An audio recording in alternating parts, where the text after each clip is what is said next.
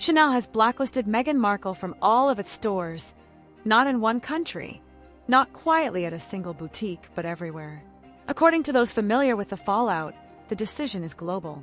Meghan is no longer welcomed inside Chanel locations, no longer granted private appointments, no longer treated as someone the house wants anywhere near its carefully guarded image.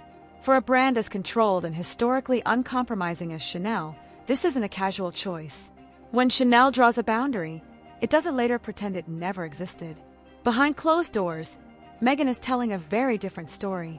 She insists this proves she has been targeted from the beginning. She has told associates that Chanel belittled her during collaborations, dismissed her ideas, and ultimately pushed her out when she stopped fitting the mold they expected. In her version, this wasn't a routine creative clash. It was deliberate exclusion, a calculated move to edge her out of the fashion world entirely. Meghan claims the tension began almost immediately. She says executives brushed aside her creative input, nodded politely at suggestions that later vanished, and treated her more like an accessory than a partner. Meetings, she recalls, felt staged. Decisions were made elsewhere. She now argues she was never meant to collaborate, only to comply. And once she began asking for real creative authority, the temperature in the room changed. According to her, the shift was swift and unmistakable. Invitations slowed, access tightened, key decisions happened without her knowledge. Conversations that once felt warm turned clipped and procedural. Meghan now describes the lawsuit not as standard corporate protection, but as a warning, a reminder of who truly holds power. From her perspective, Chanel's legal action wasn't about defending trademarks. It was about defending dominance. She has reportedly considered countersuing, alleging professional damage and reputational harm. Yet those familiar with the legal reality say the strategy stalled before it could take shape. Chanel did not respond publicly.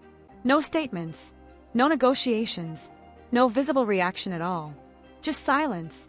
And in the world of luxury fashion, silence isn't weakness. It's authority. That silence has lingered, and one moment in Beverly Hills has only amplified it. According to retail insiders, Meghan arrived at a Chanel boutique expecting the discretion she once received. Instead, security intercepted her and calmly informed her the brand would not be accommodating her. There was no raised voice at first, no dramatic confrontation, just a firm refusal. Witnesses say she stood still for a beat, then the composure cracked. Those present claim she immediately called Prince Harry, pacing outside the entrance, visibly shaken and angry. She reportedly told bystanders the staff involved would not keep their jobs and that consequences were coming. For someone who frequently speaks about empathy and emotional balance, the scene felt jarring to observers. People close to Harry say he urged restraint, encouraging her to step away and avoid escalating the moment. But insiders suggest the reaction wasn't really about a single boutique. It was about something deeper, the feeling of influence slipping. When major brands withdraw access, perception shifts fast. And by several accounts, Meghan is finding that shift difficult to confront. The timing makes it sharper. Financial strain is said to be building. Projects once predicted to deliver steady momentum have slowed or quietly disappeared. Income streams have narrowed. Sources describe Meghan as increasingly restless, recalculating strategies to regain visibility before the quiet hardens into irrelevance. The effort to reshape the narrative has grown more urgent and, to some observers, more transparent. According to those familiar with her mindset, she is urgently hoping Netflix or Spotify might reconsider, reopen conversations, restore access, confirm she still carries weight. But the atmosphere inside the industry has shifted sharply. Executives no longer interpret controversy as currency. They interpret it as fatigue.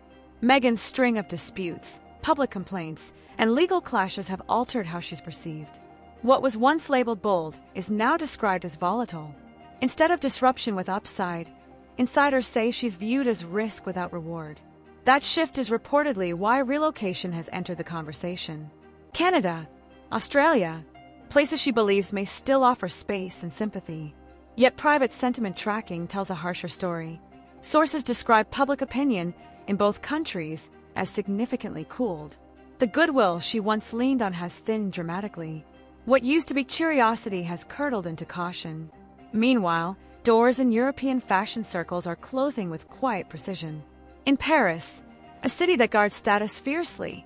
Insiders say patience ran out long ago. Industry figures, irritated by what they call self-invited appearances and strategic photo moments, have allegedly drawn a collective line. Several major houses are said to have agreed, without drama or announcement, to disengage. No debate, no confrontation, just consensus. The language used internally is blunt, difficult, controlling, overly image-focused. Stories circulating behind the scenes add fuel. One widely repeated account claims Meghan sharply reprimanded a staff member for bringing coffee instead of green tea. Not a gentle correction, but a public scolding. According to people familiar with that episode, the employee resigned the next day. Whether embellished or entirely accurate, insiders insist the story mirrors others they've heard. And repetition is what hardens perception. Publicly, Meghan continues to emphasize compassion and emotional awareness. Privately, accounts of temper and tension persist. Assistants reportedly overwhelmed. Service workers embarrassed. Staff hesitant to speak candidly. Any single story might be dismissed as gossip, but layered together, they create a pattern that brands and studios study carefully. Luxury houses avoid unpredictability. Media platforms avoid liability. Patterns matter more than statements. Even Prince Harry, by several accounts, appears increasingly reflective. People close to him suggest he has begun confronting the cost of the past few years: distance from family, detachment from routine, the erosion of familiarity. He is said to speak wistfully about life in the United Kingdom, about structure, about how events accelerated after departure. Some sources claim he has admitted privately that the transition did not unfold as imagined. There are murmurs that he may be considering quiet outreach to the palace, not a public appeal, not defiance, but a discreet inquiry about whether reconciliation is even conceivable. A path back, a reset, a measure of stability. Yet insiders caution that the barrier may not be institutional. It may be personal. Several observers describe a dynamic in which Harry consistently yields, sidesteps tension, avoids escalation when Meghan reacts strongly in public settings.